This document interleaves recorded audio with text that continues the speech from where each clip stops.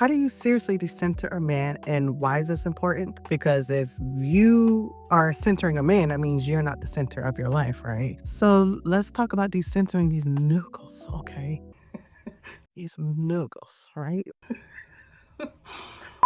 Either you're gonna watch the video, because like I swear the attention span, like y'all be clicking off so fast. Either you want the information or you don't. Okay, no more razzle dazzle with the videos. I'm just sitting here giving you the information. If you want it, take it. If not, that's okay. You hear it still? Okay, cool. How do you decenter a man, which is different from detaching from a man, right? Because detaching means there's already some kind of connection there. Decentering, just in my opinion, just means that you are putting yourself in the center of your own life, of your own world. And yeah, why is that important? Because you need to be the center of your own life, sis. Like, what? Like, hello. Like, we're at a day and age where women can't get to the bag. Women can do this. Women can do that. Women can provide for themselves. So we're no longer in the age where we needed a man, right? And we know a lot of men don't like that these days. That's for another conversation. Bottom line is, you need to rely on yourself. You need to be focusing on yourself. You need to be focusing on your own goals, what you want to do, your own purpose in life, right? Hello, you guys. My name is Mercedes Famous. I make these glow up videos for the little spicy neurodivergent, weird girlies. Okay, if that sounds like you, hit that subscribe button, because you can still be that girl and still be a little spicy. Okay, now I'm not a guru, this or that or anything. I'm just a girl who, I will say, I've never put men at the center of my life. And I don't mean that in no cocky way or anything like that. Like, to be quite honest with you, growing up, like, I was terrified.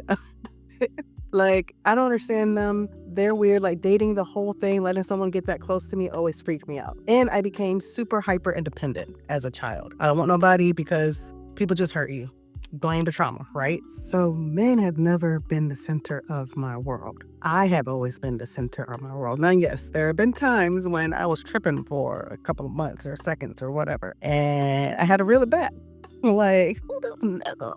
This man is not this important. Like, I got bigger things that I need to be doing. But even when I was like that, it's not like I wasn't focusing on myself and still like going after my goals and stuff. So something that's always helped me decenter men or something, or just never been like boy man obsessed. Ask my friends. I don't date. Rarely do I date. Like recently, dating isn't a thing for me. Is that I focus on myself. And I know that that's not groundbreaking or anything, but that's just real. I've always had a purpose on this earth. Like, as a kid, you go through something, you go through trauma, and I really do think that trauma does give you purpose in some kind of weird, trippy way. But as a kid, I've always known that there was something bigger there for me. I had and I have huge goals for myself. Even as a kid, I was such a daydreamer, like just taking myself out of the world, out of the pain that I was experiencing, right? And the way that I connected to that was through writing or whatever, like stories and all those things. But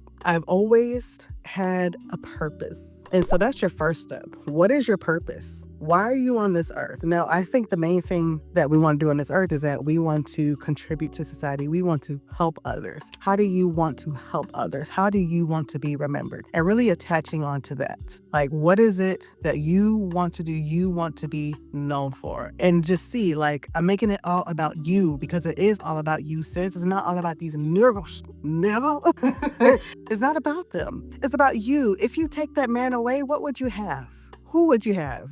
You will have yourself, right? And like I said, I think like the trauma and all that stuff is the one good thing. Like, I got myself. I know myself inside and out. Like, yes, like of course, like we all social creatures and we all want that connection, right? But at the end of the day, my hyper independence came through for your girl. I know that I have myself. And when you know your purpose, when you know why you do what you do, who you want to help, how you want to show up in the world, that's your first step, figuring all that out. You then start to take action steps towards those goals. Is it, I want to be a teacher, therefore you go to school, you do all the necessary things that it is that you need to do in order to achieve that goal, right? So, and it doesn't matter if your dreams are big or small like you can have both. Like you can have big goals, medium goals, large goals, but you need to start taking action towards those goals. Okay. Whatever it is, if it's fitness, I know fitness is a huge one. Like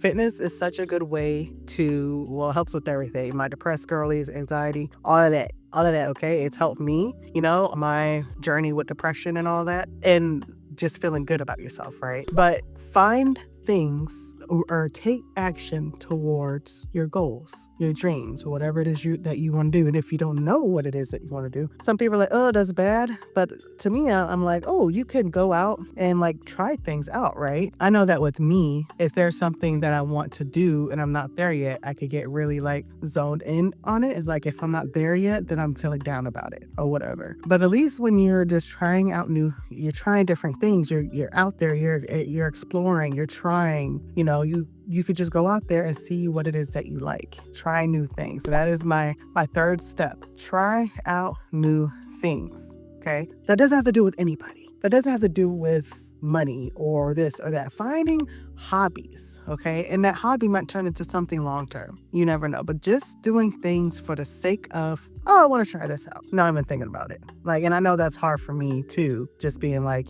oh, I want to do this. I'm going to do it. We forget that we have free will, right? So just going out and trying new things, taking action, going back to step 2, take that action. Because once you come back from a setback and you really decentered men, and it's not even about decentering men, like we need to be decentering everybody, right? Except like if you got kids or something, but even if you have kids, you got to come back to you. Like they always say, you can't fill an empty cup if you're empty on the inside, right? Go back to you. Be selfish, like decenter whatever it is that is not fulfilling you. And I know that, a lot of women can get swept up in men or whatever, but that idea has always terrified me, to be quite honest with you. Like, I gotta depend on you? Oh no, that's scary. I know that I could always come back to myself. Focus. What do you want? Who do you want to be? How are you going to get there? Answer those 3 questions, and I guarantee you that you will be decentering men. You will be decentering anybody or anything that gets in your way that doesn't align with where you're trying to go, who you want to be. Become hyper independent. Lean on that trauma. Lean on it, okay? Okay? Like, I got some walls built up, but hey, behind these walls, it's nice and comfortable. I got my snacks. I know who I am. I got my books. I got my Netflix. You know what I got it. We Fort Knox around here. You know what I'm saying? But yeah, answer those 3 questions and you'll start decentering everything that it is that doesn't align with you. Toodaloo.